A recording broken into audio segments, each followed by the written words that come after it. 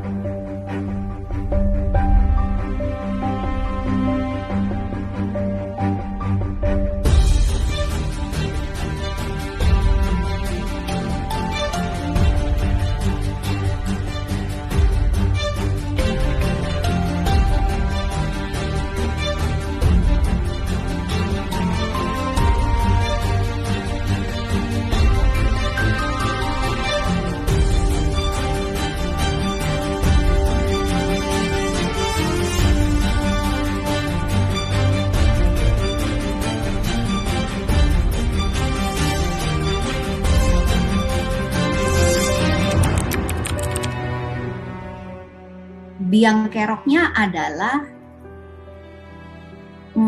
kebijakan yang sangat melonggarkan aktivitas masyarakatnya.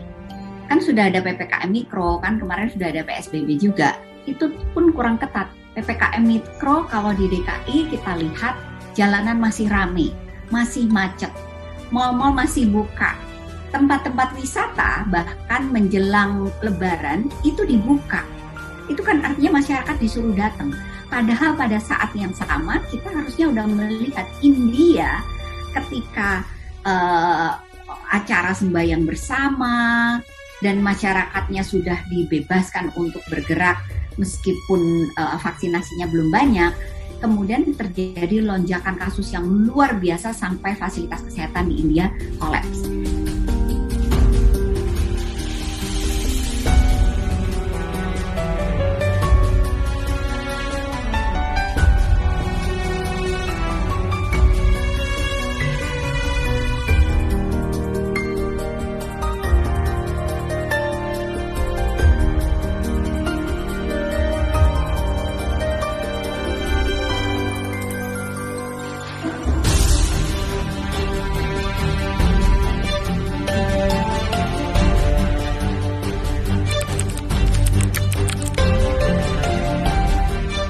Opsi yang paling rasional adalah melakukan lockdown. Pemerintah harus mendorong lockdown. Apalagi kenapa? Karena sudah banyak sekali masyarakat yang tidak memiliki akses ke rumah sakit. Karena rumah sakit sudah penuh. Ini merupakan tugas negara dan undang-undang kekarantinaan kesehatan kita sudah jelas-jelas mengatur bahwa setiap warga negara, setiap orang memiliki hak yang sama dalam mendapatkan akses layanan medis.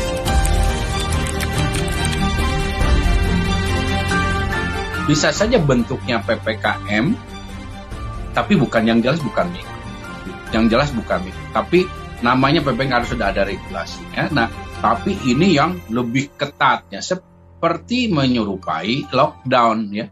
Karena pembatasan aktivitas kegiatan ini menjadi satu hal yang sangat urgent ya, penting dilakukan dalam situasi saat ini.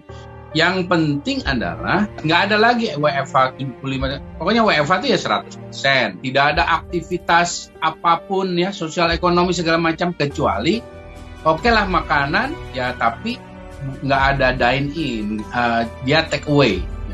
Atau makanan toko-toko sembako jelas harus buka itu.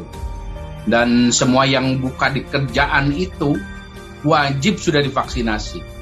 Dalam PPKM darurat ini ya tidak ada penerbangan keluar daerah ataupun masuk daerah, tidak ada dulu. Jangan ada. Kecuali yang sifatnya ya itu militer atau bantuan kesehatan, itu silakan.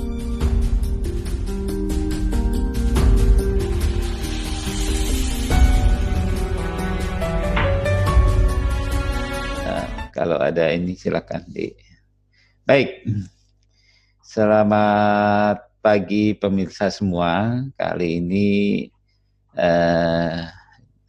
channel Kang Hadik on Science kedatangan tamu yang cukup sibuk, yaitu Dr. IGD Raikosa. Selamat pagi, Dr. Raikosa. Selamat pagi, Kak Hadi. Ya, beliau ini bertugas di rumah sakit terbesar di Banten, dan juga anggota pengurus Ikatan Dokter Indonesia di wilayah Banten. Tamu saya yang kedua, ini juga yang tidak kalah sibuknya, betul-betul sebelum bertugas saya curi waktu ini pagi-pagi. Dr. Maria Mubarika, selamat pagi. Selamat pagi Dokter Hadi, selamat pagi Dokter Ray. Ya. Selamat pagi Dokter Maria. Ya, ya. Ini kita menemani para pemirsa ya pagi ini, di mana ada satu kegelisahan, ada satu kegundahan. Mungkin kalau di dalam satu firman, ketika kamu khawatir itulah merupakan satu ilmu. Maka mudah-mudahan satu kekhawatiran ini menjadi suatu lahirlah ilmu-ilmu baru bagaimana kita caranya beradaptasi. Mungkin karena saya tanya dulu, Dr. Raikosa ini berada di ruangan ya sendiri? Saya kebetulan lagi di rumah. Di rumah ya, oke, sendiri ya sebelum bertugas. Dr. Maria di rumah? Sama Dokter Hadi. Oke. Pemirsa, ini karena kita mendidik masyarakat untuk memakai masker, namun karena ini kita semua di rumah masing-masing, di rumah sendiri, sudah mengenal keluarga kita masing-masing, kita yakinkan tidak ada penularan bagi orang lain. Izinkan kami untuk membuka masker karena memang diyakinkan bahwa aman di dalam rumah. Silakan, mungkin Dr. Ray dengan Dr. Maria, saya juga akan membuka masker. Ya.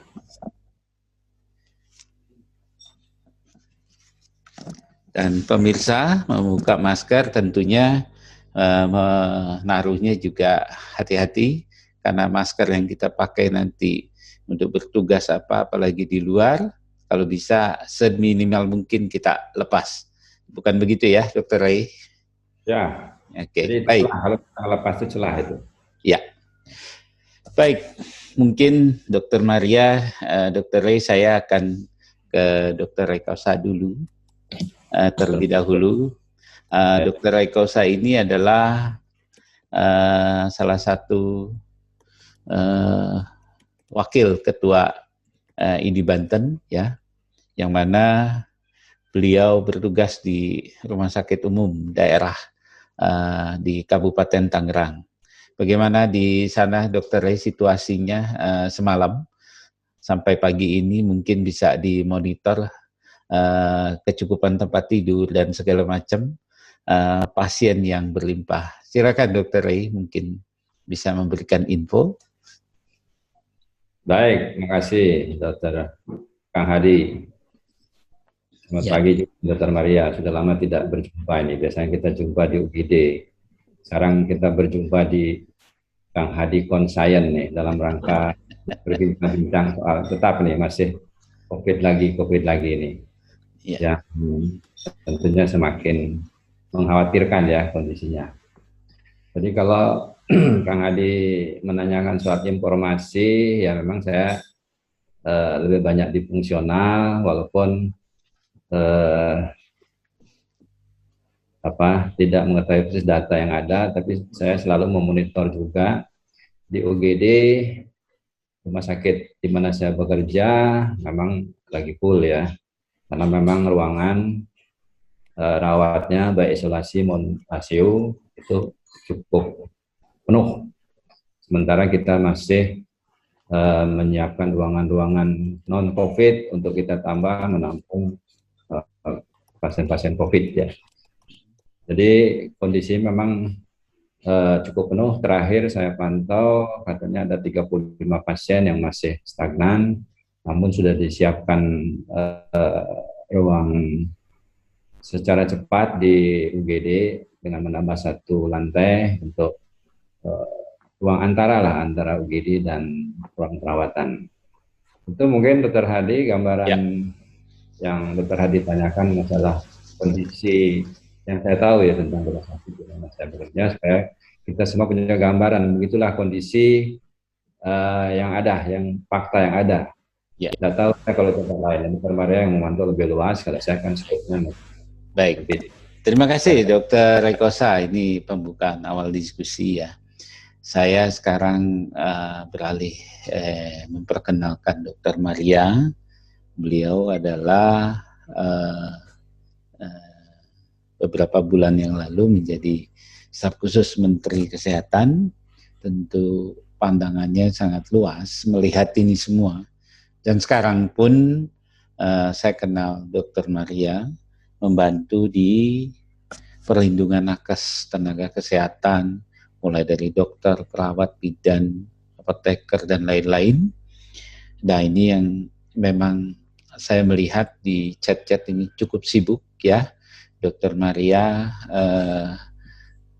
Saya pikir ini chat-chatan sampai melihat kesibukan Dr. Maria di pagi hari, malah pagi harinya itu malam, tengah malam sampai jam 1, dari mulai beliau bangun sampai mau tidur kembali, bahkan jam 2 beliau masih mencari tempat tidur untuk nakes dan juga mensuplai obat-obat yang sangat diperlukan untuk nakes. Dr. Maria ini tentu memerlukan effort yang cukup tinggi ya, di mana satu nakes saja terkena COVID bahkan sampai meninggal. Berarti gambarannya menurut beberapa orang lain yang mengatakan bahwa berapa pasien yang terlantar. Silakan Dr. Maria untuk memberikan openingnya diskusi pagi ini. Silakan Dr. Maria. Ya, terima kasih Dr. Hadi. Salam sehat Dr. Rai, salam tangguh juga. Ini sekarang salam sehat dan tangguh ya. Ya sebenarnya saya secara pribadi sih melihat kondisi saat ini sedih luar biasa ya. Bukan saja kondisi fasilitas kesehatan kita dan nakes, juga masyarakat. Jadi tidak ada satupun pelajaran yang bisa kita ambil dari waktu awal kita terkaget-kaget masuknya pandemi gitu. Begitu pula di masyarakat. Sekarang kepanikan yang awal dulu terjadi ketika awal pandemi terulang lagi. Dan ini dampaknya sangat serius ke tenaga kesehatan dan juga ke masyarakat sendiri. Satu contoh saja yang saya berharap sekali ini tidak terulang adalah kepanikan masyarakat yang tidak kenapa-napa ke rumah sakit gitu. Ini jumlahnya banyak, saya pantau di beberapa dokter, padahal mestinya dia cukup di rumah, isoman, tidak usah ke rumah sakit, dan di rumah sakit itu sebenarnya sudah penuh pasien-pasien yang gawat. Dan sikap masyarakat yang seperti itu cukup menyita waktu bagi tenaga kesehatan yang sudah kelelahan dan kekurangan waktu pun nanti untuk saudara-saudara kita yang dalam kondisi parah gitu. Saya rasa ya mungkin tidak bisa disalahkan masyarakat ya, mungkin literasi kita lah yang belum sepenuhnya membangun sebuah kesadaran baru, pemahaman yang benar ke masyarakat, sehingga masyarakat nggak bisa lagi membedakan gitu apa yang harus dia kerjakan di saat yang kondisi yang mungkin sama dengan situasi yang kita hadapi pada Maret 2020. Mungkin itu Dr. Hadi yang keprihatinan kita, kondisi terbaru yang semoga saja masyarakat itu bisa cepatlah memahami apa yang terjadi sehingga tidak saling menyusahkan ya, tidak saling menambah masalah baru gitu. Saya rasa semua tenaga kesehatan dan fasilitas kesehatan ingin sekali memberikan pelayanan yang terbaik ya. Kita semua memahami kondisi yang kita alami saat ini. Namun segala keterbatasan dari mulai alat-alat, kemudian juga obat-obatan, kemudian juga kamar, dan tenaga juga yang dimiliki oleh tenaga kesehatan perlu sekali dipahami oleh seluruh masyarakat agar bisa saling memahami lah kondisinya sekarang saat ini seperti apa. Juga kita sebenarnya sih banyak kecemasan ya, yang saya pribadi gitu merasa bingung ini harus seperti apa. Kalau kita lihat lonjakan varian Delta di beberapa negara yang sekarang sudah menurun, seperti India misalnya, Brazil, kemudian di negara-negara lain, itu lebih dari 4 kali puncak tertinggi yang mereka alami. Jadi misalnya India puncaknya seperti kita ini 17.000, dia 4 kali lipat dari itu mengalami lonjakan untuk varian Delta ya. Delta plus di India ya, di kita varian Delta, kita hampir nyaris semua yang sequencing ini variannya varian Delta. Seandainya Indonesia mengalami nasib yang lebih baik separuh saja dari penderitaan saudara kita di India, artinya saat ini kita mungkin baru 1/4 tanjakan ya. Kita kan baru 20.000 ya, naik 50%. Masih 1/4 tanjakan gitu. Itu pun kalau nasib kita setengah lebih baik ya, setengah lebih baik daripada India. Kalau misalnya nasib kita sama India, artinya kita mungkin mengalami kondisi yang jauh lebih buruk dari sekarang gitu. Ini memang waktu yang singkat sekali, waktu yang penuh keterbatasan dan kecemasan, tidak mudah meliterasi masyarakat dengan cepat ya, dan tidak mudah juga untuk kita tenaga medis itu mempersiapkan kekuatan dengan cepat ya, karena sekarang mayoritas dokter itu semua sakit bergantian, perawat sakit semua bergantian, bahkan ada yang 2 kali, ada yang 3 kali, tetapi tidak ada pilihan lagi, itu harus dijalani. Ini adalah kenyataan pahit ya yang kita hadapi saat ini. Kita harus cepat meliterati masyarakat agar bisa tertata dengan baik ya, ketika jumlah lonjakan ini beberapa kali lipat, karena persediaan obat-obatan kita yang nakes sudah sedemikian rupa ya, menyimpan obat untuk teman-teman nakes. Di bulan ini kita menipis ya, kita masih berharap ada tambahan ya, padahal kita sudah menghitung baik-baik berapa kebutuhan nakes. Ini pun mengalami kendala ya. Saya tidak tahu apakah masyarakat bagaimana persediaan obat-obatnya. Ini memang jadi masalah besar. Setiap hari saya mendapatkan banyak sekali WA dari masyarakat yang non-nakes membutuhkan obat-obatan karena tidak ada. Ini juga baru tadi saya sudah beberapa gitu. Dan inilah yang harus kita pikirkan bersama ya, jalan keluarnya. Saya rasa pengendalian pandemi ini satu-satunya kunci adalah kesadaran bersama. Tanpa adanya kesadaran bersama dan kebersamaan ini tidak mungkinlah kita keluar dari masalah yang sangat kompleks dan cepat sekali berubah. Ya, baik. Ya, baik Dr. Maria. Dr. Ray, ini tentunya Dr. Ray sudah bisa menilai dan menyoroti di dalam situasi pandemi ini berdasarkan empiris ya. Menurut Dr. Ray ini memang angka kasus COVID dan kematian ini udah dalam situasi yang meningkat dan mengkhawatirkan ya. Tadi Dr. Maria juga menyoroti di dalam hal nakes yang juga cukup tinggi ya. Bayangkan ya, angka kematian yang cukup tinggi bagi nakes, berarti angka kematian bagi warga negara, bahkan masyarakat non medis ini semakin meningkat. Karena apa? Tentunya yang tadinya menjadi prajurit, pelayan, harus isoman, bahkan betul-betul menghadap kepada Sang Pencipta. Dr. Ray, bisa nggak diterangkan ini? Saya melihat masalah dari hulu sampai kepada hilir ini. Tadi Dr. Maria sudah beberapa mengungkapkan, mungkin Dr. Ray Kosa bisa melihat ini lebih dalam lagi. Silakan Dr. Ray. Ya, baik Dr. Hadi. Saya kira secara umum tadi sudah digambarkan bagaimana situasi yang lebih luas ya, yang kita meriahkan di skop nasional, sementara saya dalam skop rumah sakit ya, karena saya bekerja di rumah sakit. Jadi begitulah kondisi yang sekarang kita hadapi, sehingga kita sekarang bertemu untuk bagaimana sedikit memberi memberi tambahan solusi lah untuk yang sudah ada selama ini. Jadi begini, Dr. Hadi, kita lihat fakta yang ada di lapangan saat ini. Seperti Dr. Maria bilang, kita sekarang ini masuk fase kedua, ya, masuk fase kedua, di mana angka kasus COVID, begitu juga kematian sangat-sangat meningkat. Ya, ini kan satu hal yang mengkhawatirkan sekali. Jadi kita ibaratkan ini sebagai suatu perang, ya.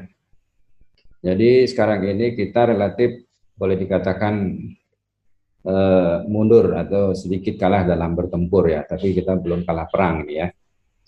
Ya, padahal kita tahu kan sebetulnya kalau kita mau bisa bisa menang dalam peperangan, dalam pertempuran, tentunya kita ada tahu sudah senjata-senjata yang kita miliki, ya.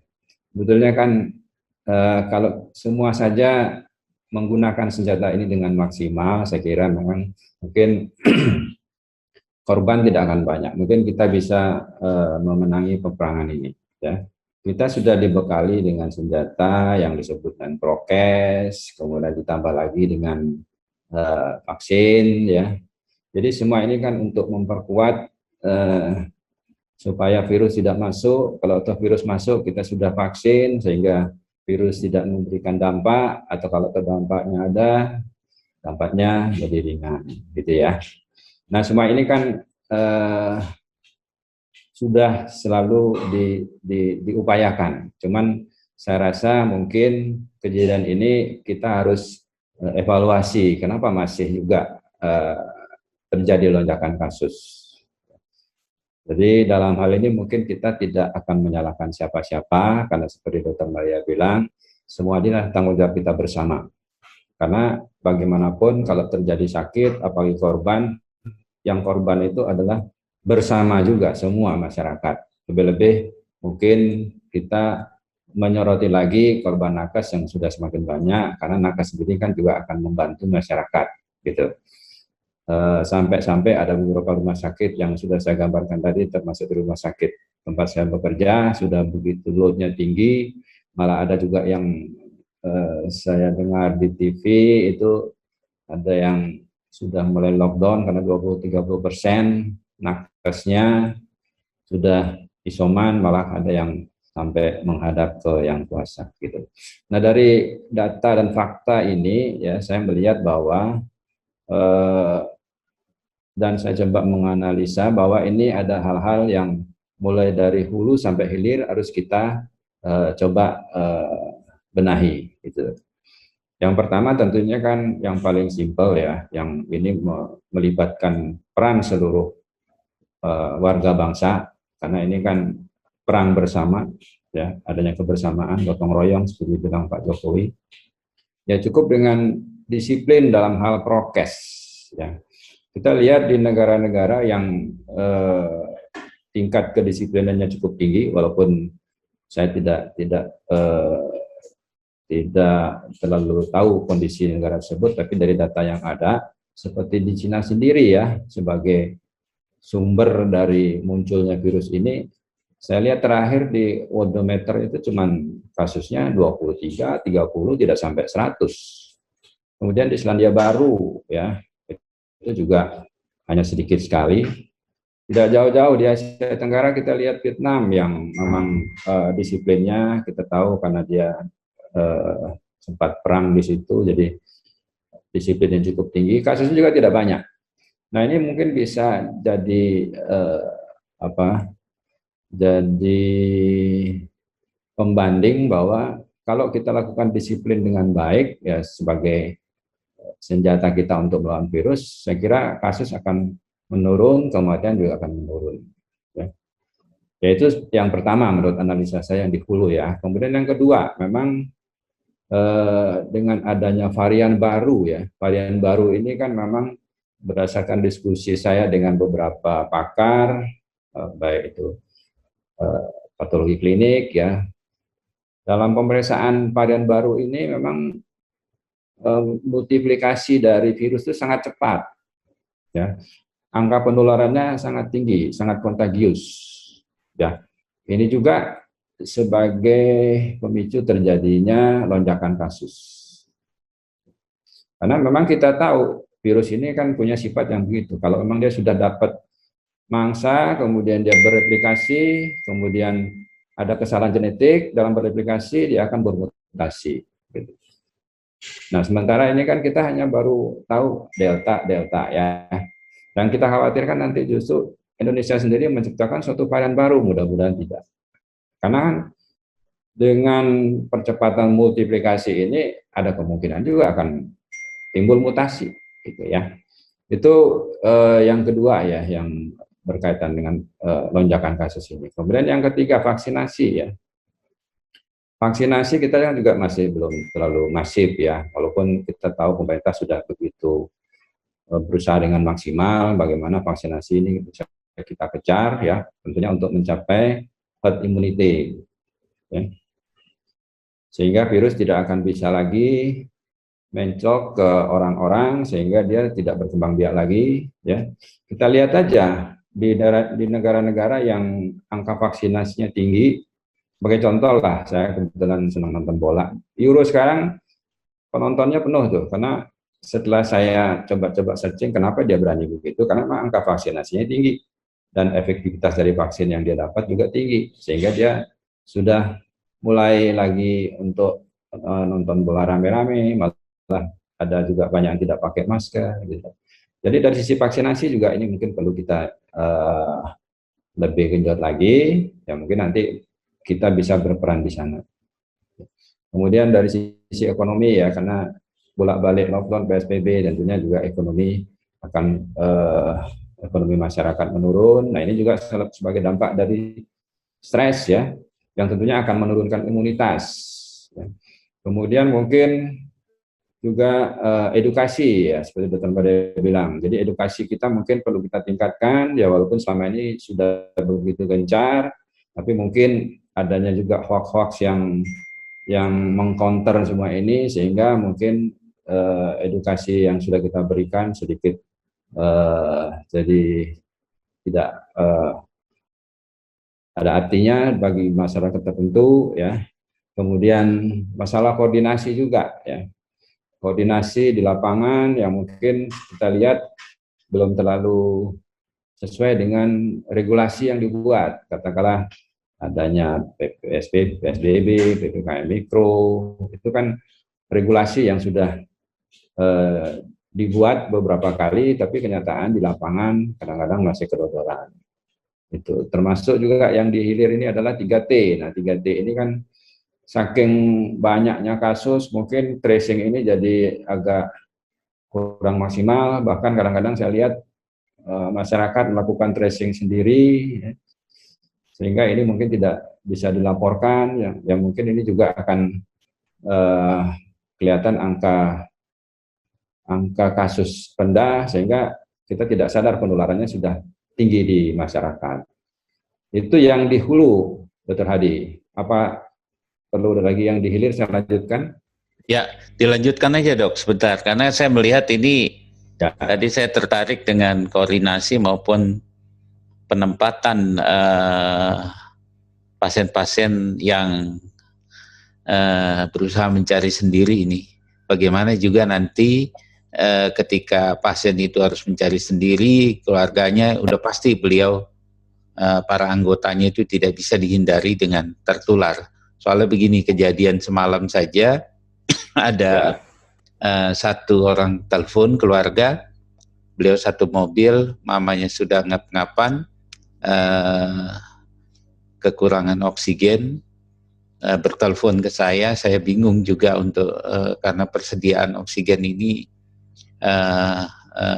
di salah satu rumah sakit yang saya dapat di daerah Pantai Utara ini, dia melaporkan pagi ini udah, kalau pagi ini tidak diantarkan ini sudah mulai menipis ya, karena kalaupun memakai liquid oksigen itu penghantarannya cukup lama, loadnya ini mungkin di berbagai rumah sakit yang lain kita sangat maklum ini sangat tinggi sekali. Jadi mungkin ini bagaimana Dok, di hilir ini tentunya ini tugas daripada kita atau memang harus dipegang kendali oleh mulai perangkat daripada puskesmas, dinas kesehatan, menaik lagi sampai satu kebijakan. Bagaimana Dokter Rekosa melihat ini sampai ketersediaan obat-obat nih? Nanti habis ini Dokter Maria. Silakan Dokter Rey. Baik Dokter Hadi, saya lanjut ya. Jadi tadi saya baru bicara di hulu ya. Hulu kan kita bicara lebih banyak ke aspek pencegahan. Jadi kalau beberapa hal yang hemat saya, ya menurut pengamatan saya, nanti mungkin Dokter Maria bisa menambahkan, itu kita bisa optimalisasi, tentunya di hilirnya juga akan lebih ringan tugasnya. Tapi antara hulu dan hilir ini saya kira kan saling berkaitan. Jadi kalau hulunya berhasil, hilirnya akan lebih ringan, tentunya akan berhasil juga mengantisipasi morbiditas maupun mortalitas. Kalau di hilir kan kita bicara soal aspek penanganan. Jadi kalau sudah sampai ke penanganan, nah ini. Jadi kalau sudah masyarakat walaupun ringan pasti akan katakanlah terpapar COVID, gejala ringan seperti Dokter Maria bilang, kadang-kadang sudah panik dulu gitu. Jadi sudah panik ya. Sehingga tidak perlu ke rumah sakit gitu. Jadi di hilir ini yang perlu kita benahi adalah ya kembali lagi koordinasi. Jadi rujukan ini. Jadi bagaimana pasien-pasien yang terpapar di lapangan itu, baik yang ringan maupun sampai yang kritis itu betul-betul bisa terdistribusi dengan baik. Nah, ini kan perlu koordinasi. Jadi koordinasinya bisa dari masyarakat dalam tingkat RT RW, kemudian pengambil kebijakan atau petugas kesehatan, sampai nanti ke rumah sakit kalau memang dia harus masuk rumah sakit. Ya kita lihat selama ini kan terjadi kepanikan itu, sehingga yang harusnya ke rumah sakit, tidak mengerti, sehingga seperti Dokter Hadi bilang kemarin, sampai meninggal di rumah pun tidak ada yang tahu. Kan ini yang sering kita dengar juga di viral gitu ya, baik di TV juga begitu. Sebaliknya ada juga yang hanya gejala ringan, yang cukup dengan isoman di rumah, tapi dia saking panik dan tidak mengerti masalah COVID atau edukasinya kurang, ya berbondong-bondong ke rumah sakit. Yang sakit satu tapi ditemani oleh keluarganya banyak. Ini kan juga masalah, terjadi penularan lagi. Nah ini perlu saya kira koordinasi ya. Koordinasi ya, termasuk kita ini juga berperan di sana. Ya. Mungkin nanti kita bisa memformulasikan bagaimana bentuk koordinasi yang selama ini kita lihat belum terlalu rapi ya. Mungkin dari sisi kita sendiri di ID mungkin nanti akan bisa memberikan formula khusus ya, dalam waktu cepat sehingga kita bisa melandaikan kembali angka kasus COVID baik dari sisi morbiditas maupun mortalitas. Kemudian dalam hal pemantauan ini kan saking banyaknya kasus di lapangan. Jadi pengalaman saya, banyak yang juga telepon saya, mereka kebingungan, kemudian dalam kondisi ringan, sedang, dan harus masuk ke rumah sakit juga ada, tidak mendapat tempat, sehingga mau tidak mau harus di rumah. Nah selama di rumah ini, kita tahu selama ini protokolnya kan mendapat pemantauan dari petugas kesehatan, yaitu puskesmas. Tapi kita tahu sendiri load puskesmas sangat tinggi. Nah ini perlu lagi nih koordinasi dan peran seluruh komponen bangsa ya untuk bisa bagaimana yang istilah isomantau. Jadi isolasi mandiri yang terpantau. Jadi kalau isolasinya bisa terpantau dengan baik, day by day tentunya bagi mereka yang jatuh ke dalam kondisi yang sedang atau berat, kita bisa evakuasi ke rumah sakit dan tentunya ada koordinasi lagi. Ya. Nah, kemudian juga dengan kasus yang demikian banyak ini, kita mungkin perlu memperbanyak rumah-rumah singgah ya. Karena selama ini kan mereka karena tidak ada tempat yang terkoordinasi untuk menangani dalam kondisi ringan, ya mereka hanya bisanya di rumah. Ini menjadi klaster di rumah lagi, yang tadinya satu orang bisa satu keluarga. Ya, seperti kemarin kita dapat dengar di TV, karena rumahnya hanya berapa kamar, yang 4 begitu, kamar mandinya juga satu, ruang makannya juga begitu, sehingga satu keluarga. Lama-lama jadi satu zona merah di dalam satu RT, kan jadi begitu. Kalau ini rumah singgah bisa kita buat secara cepat, ya kemarin saya sudah lihat di Kota Tangerang itu sekolah-sekolah sudah dijadikan itu. Yang masalah lagi mungkin nanti siapa yang memantau, bagaimana cara pemantauan, nah ini perlu juga lagi koordinasi. Ya. Begitu juga untuk rumah sakit yang paling hilir ini. Kita tahu rumah sakit sudah loadnya sangat tinggi, belum lagi nakesnya berkurang. Ya, pasiennya banyak, nakes berkurang, tentunya akan terjadi penumpukan. Nah, mungkin ini juga dalam waktu darurat juga mungkin bisa diusulkan untuk buat rumah sakit darurat, sehingga semua baik yang ringan dapat pemantauan, yang sedang dapat rumah sakit yang sesuai, yang berat juga dapat ini, yang tidak dapat juga mendapatkan penanganan di rumah sakit darurat. Tentunya nanti mungkin mobilisasi tenaga nakes yang ada mungkin kita mobilisasi secara maksimal lagi. Nah, itu juga perlu mungkin koordinasi, karena mungkin banyak juga nakes yang masih belum tahu dia harus bagaimana. Nah, itu perlu peran juga dari kita untuk memobilisasi dalam kondisi darurat seperti ini. Mungkin itu ya, Dr. Ya, baik. Beberapa hal yang saya amati di lapangan yang bisa saya analisa ya.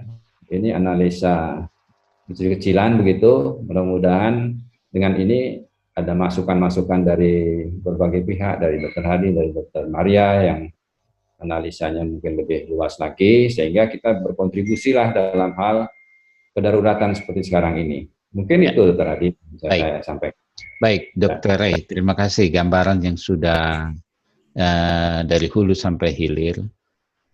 Saya kembali ke Dr. Maria ini. Dr. Maria, halo, Dr. Maria. Siap, ya, Dr. baik. Saya melihat begini, tentunya Dr. Ray tadi sudah menerangkan dari masyarakat umum sampai ke kebijakan. Mungkin nanti Dr. Maria bisa lebih mempertajam tentang perlindungan nakes ya. Jujur ini angka kematian dan angka yang terkena ini jauh lebih tinggi lagi. Mungkin saya membaca dalam satu tulisan di Indonesia ini cukup tinggi. Dr. Maria, apa betul demikian? Terus kedua, yang berikutnya adalah bagaimana ini dok dalam hal vaksinasi saja ini kita kayaknya untuk mencapai herd immunity, vaksin ada pun ini tenaga kesehatan ini udah mulai agak mengkhawatirkan untuk menjadi vaksinator. Tapi kita akan tetap semangat untuk menyuplai itu ya, teman-teman yang bisa mari kita lakukan.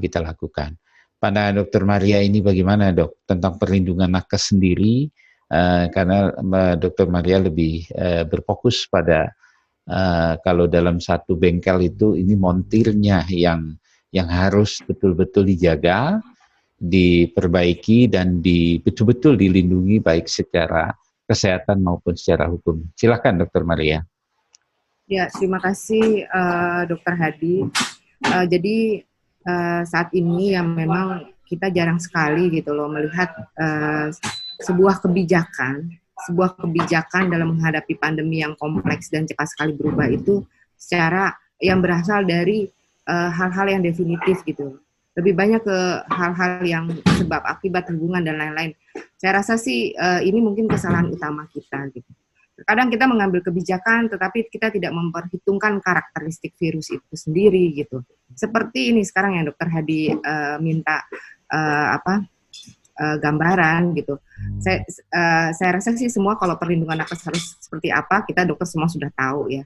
Bahkan masyarakat umum juga mungkin tahu ya, karena mudah sekali mengakses informasi SOWAT-nya itu. Cuman yang harus kita sama-sama putuskan bersama adalah strategi ya, karena kita menghadapi kondisi yang juga tidak sepenuhnya bisa mengikuti prosedur ataupun protokol yang sudah ada ya, yang ideal itu seperti apa ya, apalagi sekarang dalam kondisi sangat keterbatasan. Jadi penting sekali kita sama-sama membahas hal-hal yang merupakan strategi ya untuk mengatasi ini. Untuk perlindungan nakes, kalau kita lihat karakteristik virus itu sendiri, itu kan jelas. Yang pertama adalah virus itu menular pada stadium prodromal. Jadi dia belum bergejala, dia belum positif di swab, tetapi dia bisa menularkan. Jadi dari hari ke-0 dia terinfeksi, gejala rata-rata muncul hari ke-5,1 hari, tetapi dia bisa menularkan 1-2 hari sebelum bergejala. Biasanya swab yang fast negatif sekalipun sekarang sudah mencapai mungkin lebih dari 50% ya, swab itu udah fast negatif, itu bisa dideteksi paling cepat mungkin hari ke-4 ya. Jadi ada stadium invisible ya, dia nggak bergejala, nggak tes, tapi sudah menularkan. Itulah orang-orang yang datang ke fasilitas rumah sakit. Ya, bisa ya mungkin datangnya dengan sakit perut atau kontrol gula, hipertensi dan lain-lain. Sulit dibedakan dan dia berkumpul. Ketika dipisahkan dengan PCR pun itu tidak mungkin bisa berhasil karena kondisi seperti itu. Ya, kita tahu bahwa data-data yang sekarang sudah lebih jelas lagi bahwa orang yang nggak bergejala pun dia punya potensi menularkan ya 11-12 dengan orang bergejala. Meskipun dia cuma bernapas, tidak bicara, apalagi batuk gitu. Bernapas pun dia mengeluarkan virus-virus. Virus-virus di dalam ruangan yang tertutup indoor, ini banyak sekali risetnya. Kemudian tidak bisa membuka jendela, apalagi tidak ada air sterilization, virus itu akan berterbang-terbangan dan bisa hidup sampai 3 jam. Kita bayangkan UGD kita, ruang tugas kita ini nakes semuanya, yang penuh dengan viralot yang tinggi tidak dikendalikan. Kita tahu, Dr. Rai mungkin sebagai internis sudah paham, kenapa kita sakit? Karena ada keseimbangan. Banyaknya viralot atau tubuh kita yang lemah. Kalau viralotnya ringan, mungkin kita udah sering terhirup, tapi karena imunitas kita baik, kita bisa mengatasi sendiri ya. Tapi kalau viralotnya tinggi, densitas virusnya banyak sekali dan tidak dikendalikan, dokter yang sehat, bugar, fit, sudah divaksin 2 kali pun, itu tumbang. Ya, jadi inilah yang tidak dikendalikan. Kita sudah berjuang, Dr. Hadi tahu, kita sudah berjuang dari bulan Januari ya, dari bulan Januari, kemudian di bulan Februari kita membuat KAK, RAB, kajian segala macam, bagaimana strategi perlindungan nakes yang sesungguhnya. Jadi tanggal 9 Maret WHO mengeluarkan bahwa nakes itu dalam walking hazard ya. Dalam pengendalian pandemi yang baik pun suatu negara resiko nakes terinfeksi itu 3 kali lipat. Karena kondisinya kayak gini. Kita tahu fasilitas kesehatan itu semuanya indoor. Semuanya tertutup. Karena kalau terbuka misalnya apotik tidak bisa menjaga suhu. Kalau terbuka lab tidak bisa menjaga suhu, alat-alat dan lain-lainnya, obat dan lain sebagainya. Sehingga harus tertutup. Kalau tertutup artinya ini mau kemana, virus cuman muter-muter di situ saja gitu. Nah inilah yang nggak pernah diselesaikan secara definitif masalah yang sebenarnya. Perjuangan kita untuk mengendalikan viralot, perlindungan nakes yang melindungi ya dengan APD, masker KN95, N95 yang bisa melindungi di atas 90% juga nggak semuanya sekarang nakes itu dapat. Kemarin saya keliling ke UGD daerah Tangsel itu, saudara-saudara kita dokter UGD itu praktek masih pakai masker bedah. Masih pakai masker bedah, tidak punya masker KN95, N95 atau KF94. Kemudian imunitas nakes juga yang sekarang sebenarnya sudah banyak hal-hal positif yang evidence ya.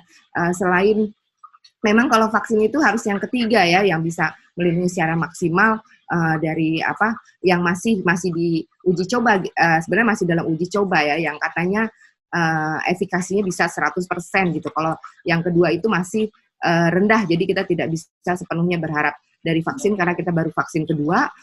Kemudian sebenarnya seperti vitamin D ini ya secara evidence sudah bisa menurunkan positivity rate dan keparahan. Tetapi itu pun tidak disiapkan untuk pasukan-pasukan perang kita di rumah sakit. Sehingga lini-lini pertahanan dari nakes itu bukannya jebol, memang tidak ada. Sudah bisa dipastikan seluruh nakes di Indonesia itu akan sakit bergantian. Akan sakit bergantian ya. Kecuali yang benar-benar memakai APD, masker itu ada ya riset yang katanya N95 dan sejenisnya itu 96% bisa melindungi ya.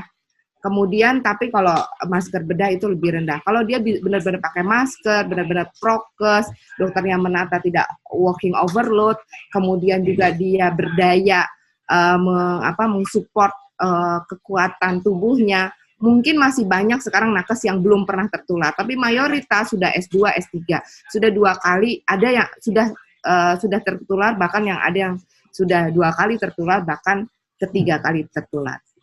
Sebenarnya tidak ada masalah karena nakes mayoritas dia sudah paham terkait screening komorbid, tapi sebenarnya harus diingatkan lagi. Jadi dia sudah bisa mengatur, saya ini kelompok rentan atau saya ini nggak ada apa-apa untuk bekerja. Jadi kalau sakit pun dia bisa sembuh dengan baik ya. Memang ada saudara kita nakes sekarang yang akhirnya meninggal dunia gitu. Nah ini memang kondisi-kondisi khusus yang mestinya bisa dikendalikan dari awal ya.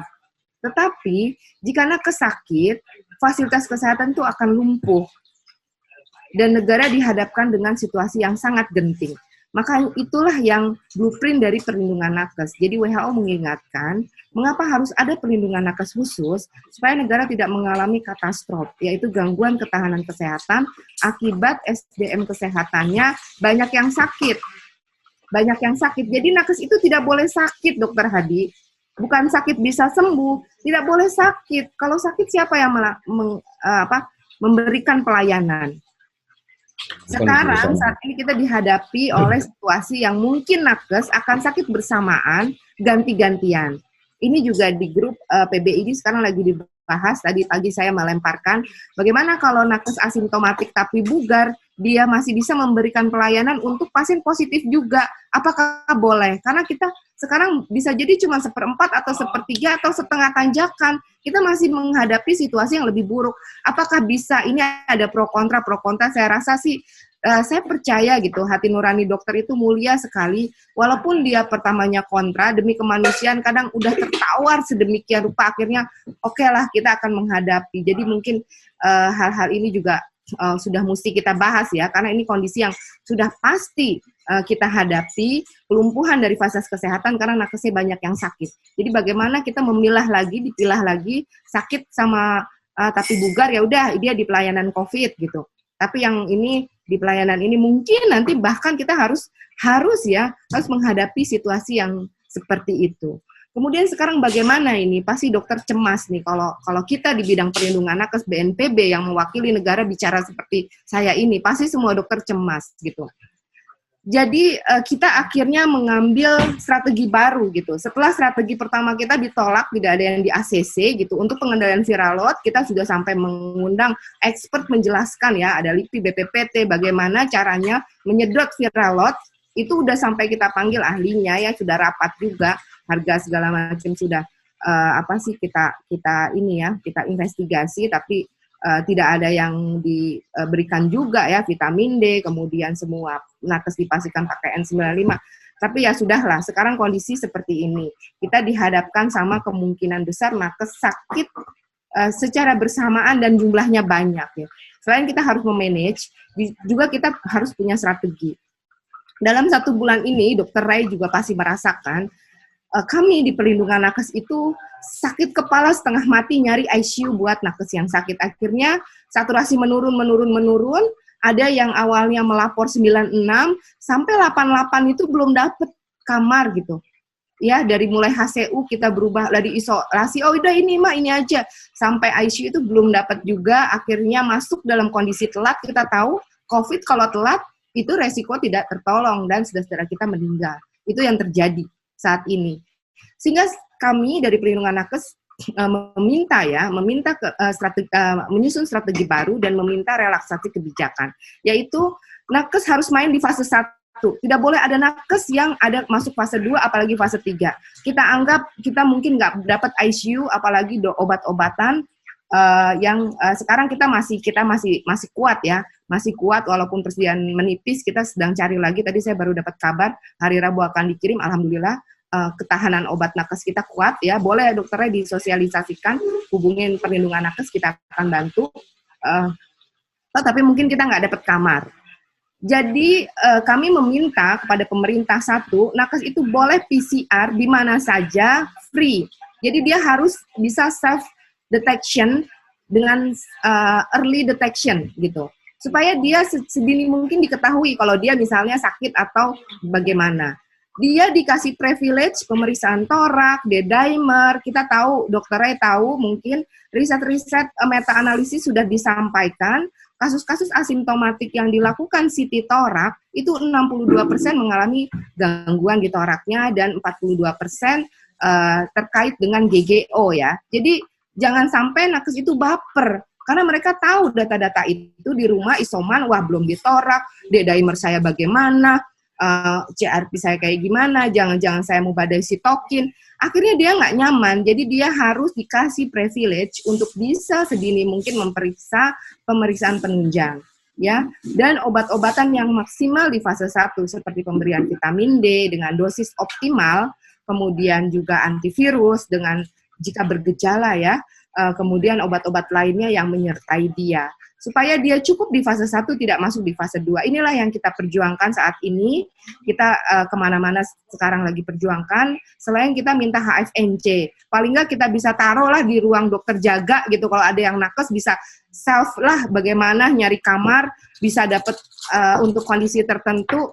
Kita karena kehabisan semua, kita nggak mungkin berebutan sama pasien yang sudah megap-megap. Kita nggak, saya rasa sih semua juga ya saat kita belum membutuhkan, nggak mungkin kita siap nggak boleh dipakai kayak gitu, ya kita paling enggak harus ada tambahan lagi lah yang kita simpan untuk saudara kita nakes jika memerlukan HFNC. Itu kalau masuk stadium 2, kita nggak berharap, jadi kita harus maksimalkan sekarang pasukan nakes, early detection, early intervention, early treatment, dan itu ditanggung semua oleh negara, dan pastikan kita tidak boleh masuk fase 2 apalagi fase 3. Selain kita tahu bahwa dalam fase 3 kondisi kritis, laporan juga dari berbagai macam jurnal, 10 hari dengan ventilator mengalami kecacatan sampai 40%. Sekarang banyak di depan mata saudara kita nakes yang tadinya skillful, habis keluar alumni ICU COVID yang sudah berhari-hari, dia tidak bisa memberikan pelayanan kesehatan lagi. Yang tadinya dia tulang punggung keluarga, bahkan membantu keluarga-keluarga yang jauhnya, sekarang malah berubah menjadi beban keluarga. Itu sangat menyakitkan, dan itu belum kita pikirkan sampai situ gitu loh. Kita baru tahap sini saja, kita nggak gol-gol gitu. Jadi itulah strategi perlindungan nakes sekarang yang terbaru. Kita akan berupaya supaya adanya regulasi dibuka untuk privilege nakes bisa early detection dan konsultasi. Nanti kita juga akan berupaya mungkin kerjasama dengan PAPDI dan Perhimpunan Paru memberikan konsultasi online untuk semua nakes gitu secara profesional. Kalau yang dia misalnya dirawat di hotel atau di rumah atau dimanapun gitu. Saya rasa itu perlu sekali. Sekarang kita nggak ada pilihan lagi, kita nggak bisa berharap pencegahan, karena kecuali ya kalau kita berdaya masing-masing dan pemerintah mau mengkoreksi ini kekurangannya, kemudian juga kita tidak bisa berharap di fase 3 ini dan fase 2 ini kita mendapatkan pelayanan yang baik. Jadi nakes harus sadar, kita ini di mana, situasi seperti apa, dan kita ini harus bagaimana. Saya ya mungkin lebih mudah ya kita berbicara dengan nakes, mengedukasi, karena kita semua sudah 1 tahun ini teredukasi baik sekali terkait pandemi, masing-masing juga punya intuisi untuk exit strategi ya dari masalah yang berat ini. Nakes itu sebenarnya tidak ada yang manja, Dokter Hadi. Saya tahu ratusan nakes sakit di rumah sakit ya, Bahkan kemarin berita dari Rumah Sakit Persahabatan, saudara-saudara kita ada 200 yang terinfeksi di Rumah Sakit Persahabatan, di rumah sakit lain juga banyak sekali ya, bahkan jumlahnya itu sudah ratusan, tapi dia tidak manja. Kalau nggak butuh-butuh banget, dia nggak telepon 117. Rumah sakit juga banyak sekali yang baik sekali memberikan perlindungan maksimal pada nakesnya, semua dibayarin gitu ya. Walaupun sebenarnya itu mestinya pemerintah tanggung jawab karena rumah sakit dalam kondisi susah sekali saat ini kan, tapi dia berjuang untuk itu ya, sesusah-susahnya dia masih itu. Jadi yang mayoritas yang masuk ke 117 adalah orang-orang yang nakes-nakes yang memang dia bingung udah bagaimana lagi gitu loh. Terus rumah sakitnya nggak menanggung, atau dia yang misalnya bidan praktek, dokter praktek, puskesmas, klinik, dan lain-lain yang tidak punya fasilitas kesehatan. Untuk vaksin mungkin ini yang kita perlu berpikir lebih luas lagi. Saat ini berapa cangkupan vaksin kita yang sudah divaksin? Ini udah 6 bulan ya Dokter Hadi, dari 13 Januari kita mulai vaksin. Kalau saya lihat laporan di VOA, untuk cangkupan vaksin kita itu sekitar 4,8% kalau nggak salah ya. Saya lihat kemarin, ini coba saya buka Instagramnya VOA, Indonesia 4,85% atau 13,1 juta dari populasi. Ini 6 bulan ya. Dengan efikasi yang nggak 100%, terus harus setahun 2 kali harus ada booster yang ketiga. Bagaimana dengan penduduk 270 juta? Anggaplah 180 juta lah ya. Tapi kalau misalnya efikasinya tidak 100%, ya akhirnya kan harus 100% cangkupannya kan. Gitu ya dokter ya rumusnya. Mohon dikoreksi. Jadi dengan kemampuan kita dalam 6 bulan masih 4,85% yang divaksin, apakah kita bisa menyelesaikan pandemi dengan strategi vaksin? Ini kan menjadi pertanyaan besar gitu. Jadi masyarakat mesti sadar lah, kita harus punya strategi lain gitu. Kita tahu bahwa virus ini sebenarnya virus yang lemah. Dengan alkohol 70%, 1 menit saja nempel di tangan kita itu nggak apa-apa, mati sendiri Dokter Hadi. Nggak terus tangan kita kebakar, merah-merah, melepuh gitu, enggak. Mati sendiri gitu. Kalau di tisu itu cuma 3 jam mati sendiri. Kemudian di kayu, kemudian di besi itu mati sendiri. Kalau setiap orang paham dan bisa menghambat berpindahnya virus dari satu orang ke orang lain, dalam 14 hari saja sudah selesai pandemi di Indonesia. Kita nggak menghadapi situasi yang sulit gitu. Sayangnya tidak ada kebersamaan. Sayangnya tidak ada kebersamaan kita sebagai satu negara ya, satu bangsa untuk menghadapi masalah yang kompleks dan cepat sekali ini berubah gitu. Prokes banyak yang udah prokes, banyak udah vaksin, sekarang kena, akhirnya menjadi contoh yang nah itu juga udah prokes, udah itu. Padahal masalahnya bukan di situ. Ini membangun kesehatan bersama gitu. Kita sudah prokes kayak jungkir balik pun, terus ada orang yang tidak menjalani prokes, itu akhirnya lingkaran terus aja berputar, tidak akan selesai gitu. Jadi inilah yang perlu kita sama-sama bicara dewasa lah sama semua masyarakat. Ayolah kita berpikir kita mau apa ini, apalagi kondisi sudah seperti ini. Mungkin itu terkait hal lain ya. Sebenarnya yang paling utama dalam pengendalian pandemi ini adalah kesadaran bersama. Bagaimana kita bisa menciptakan, membangun sebuah kesehatan bersama. Kalau tanpa kesadaran itu sangat sulit sekali diselesaikan ya, dengan cara apapun itu sulit sekali. Komunikasi publik juga harus bisa membangun sebuah kesadaran baru gitu ya. Tidak hanya sekedar iklan vaksin atau iklan prokes saja gitu. Tapi hal-hal yang harus bisa membangun kesadaran bersama. Mungkin itu Dokter Hadi yang bisa saya sampaikan.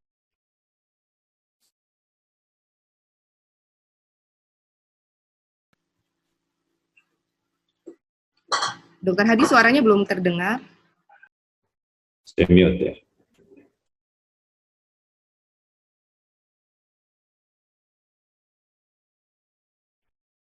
Belum terdengar suara ini, Dokter Hadi. Sudah kedengar sekarang? Ya, sudah. Oke, baik. Baik, Dokter Ray, dengan Dokter Maria, ini mungkin waktu pula lah yang membatasi kita. karena saya tahu Dr. Ray akan melaksanakan tugas, Dr. Maria. Saya boleh tambah sedikit? Ya, sebentar, Dr. Maria. Dr. Ray. Jadi tadi nanti Dr. Ray memberikan satu ulasan sedikit lagi ya, yang akan Dr. Ray sampaikan. Tak banyak sih. Ya, Dr. Maria mengatakan bahwa ini kebersamaan. Perlindungan nakes itu mulai dari kita tidak mengeksploitasi nakes, tetapi kalau nakes ini tidak mendapat perlindungan baik dari serangan virus, serangan kebutuhan tempat tidur, kebutuhan obat, dan kebutuhan perlindungan hukum ya, karena ini bidang saya, mungkin nanti Dr. Maria harus bersama-sama. Dan kata kunci daripada tenaga kesehatan ini adalah privilege.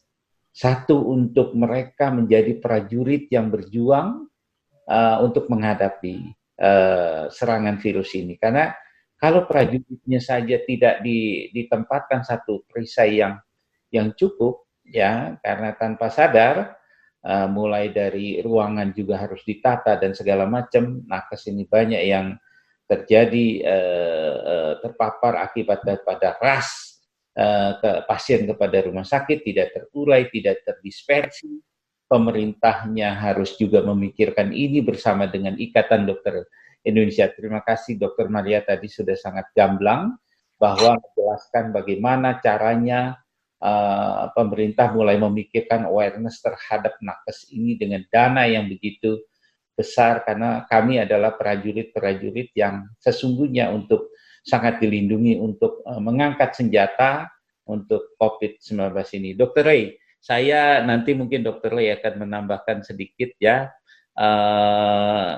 Jika ini saya hanya titip pesan, Dok, ini saya jujur aja, di WA saya sudah banyak sekali ini menanyakan tentang ivermectin. Nanti itu hanya tambahan, boleh dokter jelaskan atau nanti secara sedikit lengkap, atau nanti kita di lain waktu kita bisa tambahkan. Silahkan Dr. Ray untuk menambahkan apa yang diungkapkan tadi Dr. Maria dengan konsentrasi yang sama, bagaimana kita membangun kebersamaan ini. Silahkan Dr. Ray.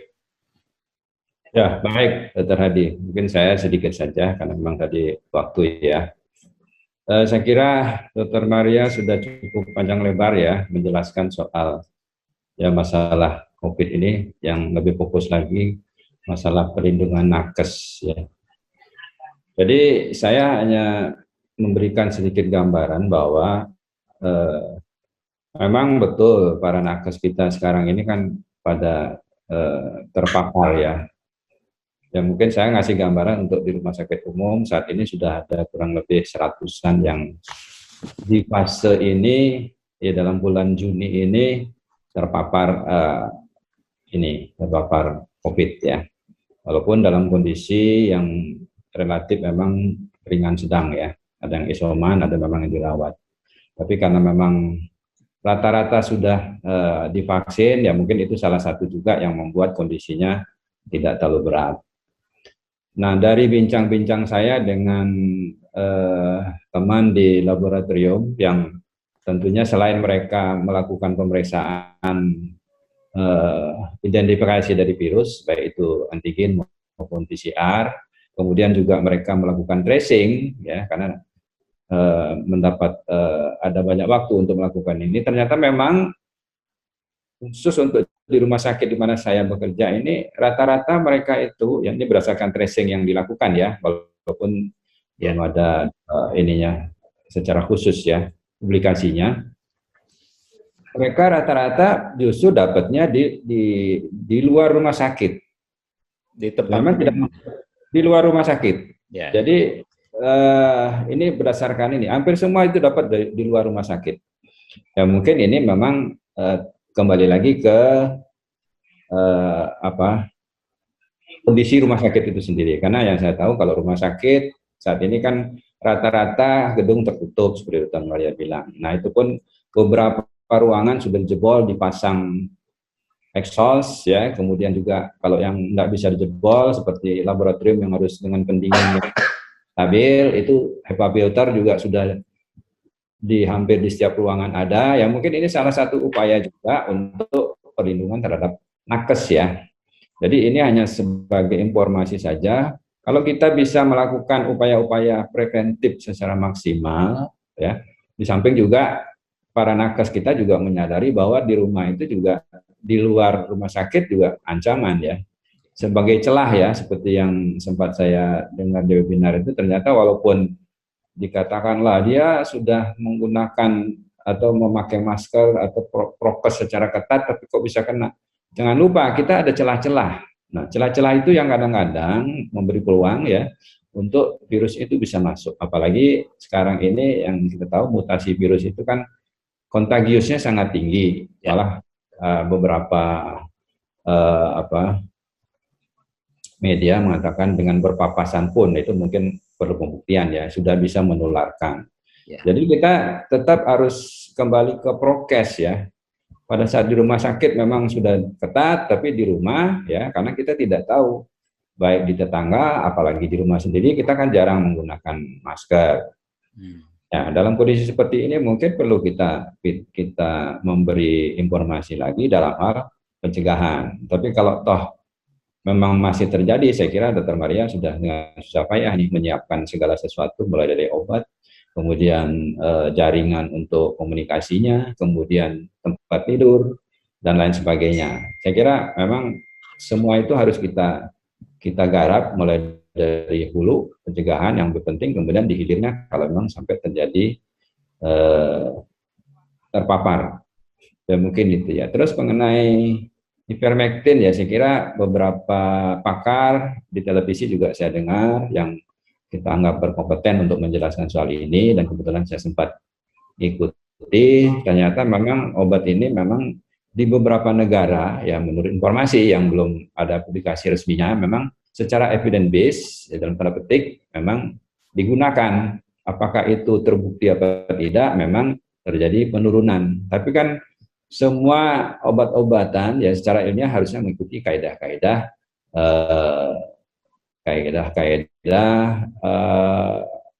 penelitian ya, satu penelitian klinis yang sudah teruji, sehingga baru kita bisa mengatakan apakah betul obat ini bisa dipakai atau tidak. Ya, seperti itu. Karena kan berkaitan dengan dosisnya, efek sampingnya kan juga harus dipikirkan. Jadi tidak bisa obat yang dipakai di tempat lain kemudian kita adopsi begitu saja di tempat kita tanpa kita tahu evidence base yang secara ilmiah sudah dilakukan penelitian. Nah, masalah nanti itu sudah diputuskan bahwa evidence base-nya membuktikan memang ada manfaat, ya mungkin kita bisa gunakan ya. Walaupun dalam kondisi emergency use kadang-kadang memang ada juga yang menggunakan